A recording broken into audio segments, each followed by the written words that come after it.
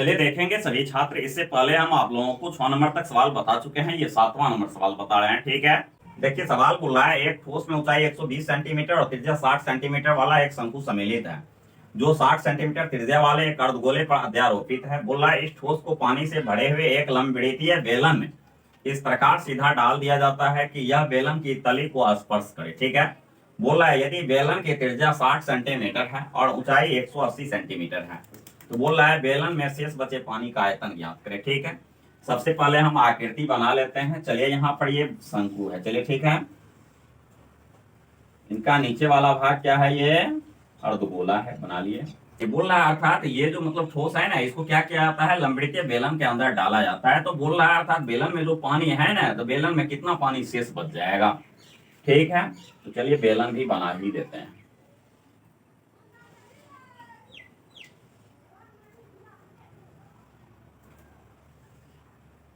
इस तरह का बेलन है। चलिए ठीक है,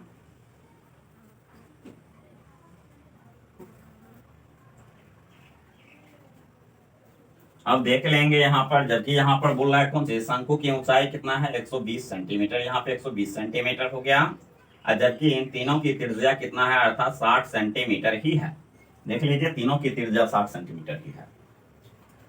तो यहाँ पर आप लिख सकते हैं शंकु बेलन तथा अर्धगोला अर्धगोला की त्रिज्या बराबर ये 60 सेंटीमीटर है। तीनों की त्रिज्या सेम ही, अर्थात बेलन, शंकु, अर्धगोला तीनों की त्रिज्या क्या है, 60 सेंटीमीटर ही है। अब देखेंगे शंकु की ऊंचाई। यहाँ पर लिख सकते हैं शंकु की ऊंचाई बराबर ये स्मॉल h मान लेते हैं, ये 120 सेंटीमीटर है। चलिए लिख दिया है। अब देखेंगे ये बेलन की भी ऊंचाई दिया हुआ है, ये टोटल ऊंचाई बोल रहा है बेलन जो है ना 180 सेंटीमीटर ऊंचा है। ठीक है, यहाँ पर देख के दिया हुआ है, लिख सकते हैं 180 सेंटीमीटर। ठीक है, तो यहाँ पर लिख सकते हैं बेलन की ऊंचाई बराबर बेलन की ऊंचाई अर्थात कैपिटल एच मान लिया, ये हो गया 180 सेंटीमीटर। चलिए देखिए अब हम दिमाग लगाए, अर्थात इनमें शेष पानी का आयतन कैसे आएगा। तो ये ठोस है, ठोस जैसे ही बेलन में डाले तब क्या हो जाएगा, पानी जो है जितना बड़ा ठोस है उतना आयतन का पानी बाहर आ जाएगा। अब शेष पानी बच जाएगा तो ये साइड में बचेगा, इस साइड में, इस साइड में, इस साइड में। तो हम दिमाग लगाए, अर्थात इस बेलन का आयतन निकाल लेंगे, उसमें से इस ठोस का आयतन घटा देंगे, साइड वाला पानी का आयतन आ जाएगा, अर्थात हमारा सवाल बन गया। ठीक है, ऐसा ही कर देते हैं। यहाँ पर लिख सकते हैं बेलन में बचे पानी का आयतन बराबर, तो आप लिख सकते हैं बेलन का आयतन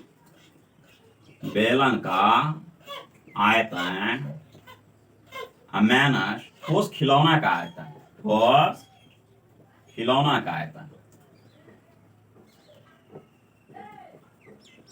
चलिए कर दिए। यहाँ पर बेलन का आयतन निकालिए पूरा, इसमें से इस ठोस का आयतन घटा दिए। ठीक है, तो ये साइड वाले पानी का आयतन आ जाएगा, अर्थात बेलन में बचे शेष पानी का आयतन। अब देख लेंगे बेलन का आयतन क्या हो जाएगा। तो यहाँ पर बेलन का आयतन होता है πr²h। ठीक है, πr², ये कैपिटल एच दे दिया, माइनस ये ठोस में क्या सब है, अर्थात ये शंकु और अर्धगोला दोनों है।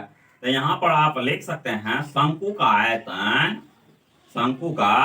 आयतन और जोड़ यहाँ दे सकते हैं अर्धगोला का आयतन, अर्धगोला का आयतन। चलिए लिख दिया, क्योंकि ये ठोस खिलौना जो है ये क्या है, शंकु और अर्धगोला दोनों से बना है। ठीक है, दोनों के आयतन निकाल करके जोड़ दिए दोनों का आयतन। ठीक है, अब इनका सूत्र तो यहाँ पर लिखे हुए हैं πr² कैपिटल एच।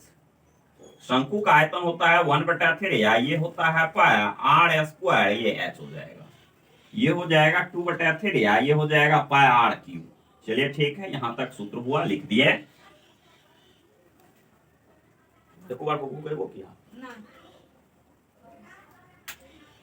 चलिए देखिए अब सवाल की भी आवश्यकता नहीं है, तो इनको भी हम मिटा देते हैं। चलिए देखिए अब सवाल में वैल्यू पुट कर देते हैं। यहाँ पर क्या है, पाई है, चलिए इनको पाई ही रहने देते हैं। यहाँ पर क्या कर देते हैं, आर है, आर का वैल्यू 60 है, यहाँ 60 का होल स्क्वायर दे देते हैं। एच का वैल्यू देख लेंगे, ये बेलन की ऊंचाई कितना है, 180 सेंटीमीटर। ठीक है, वैसे वहां पर भी लिख दिए थे।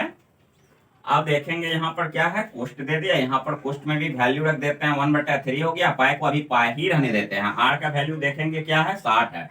यहाँ 60 का होल स्क्वायर दे सकते हैं। स्मॉल एच का वैल्यू देख लेंगे कितना है, 120 सेंटीमीटर, 120 सेंटीमीटर। चलिए ठीक है, फिर प्लस दे दिए, यहाँ पर क्या हो जाएगा, 2/3 हो जाएगा। चलिए ठीक है, पाई को अभी पाई ही रहने देते हैं। आर का वैल्यू क्या है, 60 है। 60 का होल क्यूब कर दिए, कोष्ट बंद कर देते हैं। यहाँ पर हो जाएगा पाई, यहाँ पर 60 का स्क्वायर 6 के 3600 हो गया। ठीक है, फिर यहाँ पर लिख सकते हैं कितना, 180 एम, यही हो जाएगा 1/3। या पाई दे दिया, ये हो गया 6 के 3600। ठीक है, गुना 120 हो गया। यहाँ पर फिर लिख सकते हैं आप, प्लस दे दिया, ये हो गया 2/3। या पाई दे दिया, ये हो जाएगा कितना, 60 का होल क्यूब, 6 के 36, 36 6 के 216 होता है, ये 216 दे दिया, ये 000।